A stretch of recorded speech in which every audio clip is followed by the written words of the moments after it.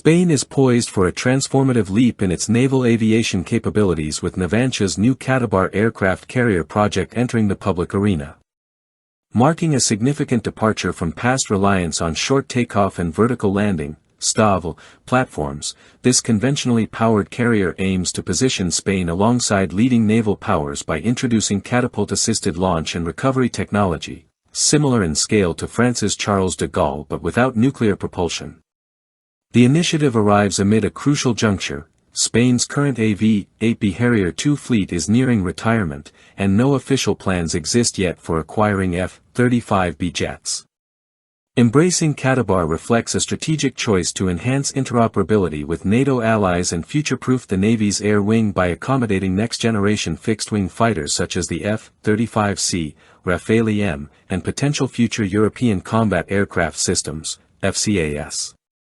Navantia, the state-owned shipbuilder entrusted with the carrier's feasibility study, envisions a vessel capable of deploying up to 30 combat aircraft.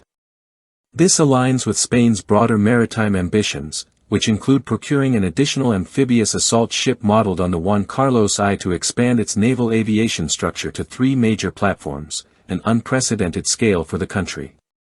Choosing conventional propulsion over nuclear power underscores Spain's domestic policy stance, although it may limit endurance during extended missions compared to nuclear-powered carriers operated by the US and France.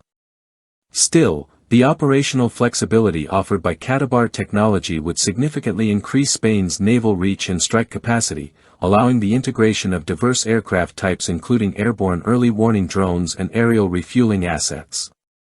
Strategically, this development would elevate Spain's profile within NATO's maritime forces and reinforce its role in safeguarding both Mediterranean and Atlantic theaters.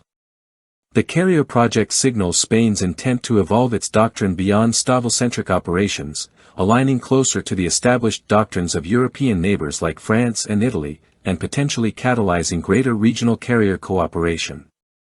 Financially, the carrier program is expected to demand a multi-billion euro investment, covering advanced launch and recovery systems, integrated combat suites, and the air wing composition. While contracts have yet to be finalized, ongoing partnerships such as Navantia's collaboration with Airbus on UAV technologies hint at a future fleet incorporating both manned and unmanned aircraft capabilities.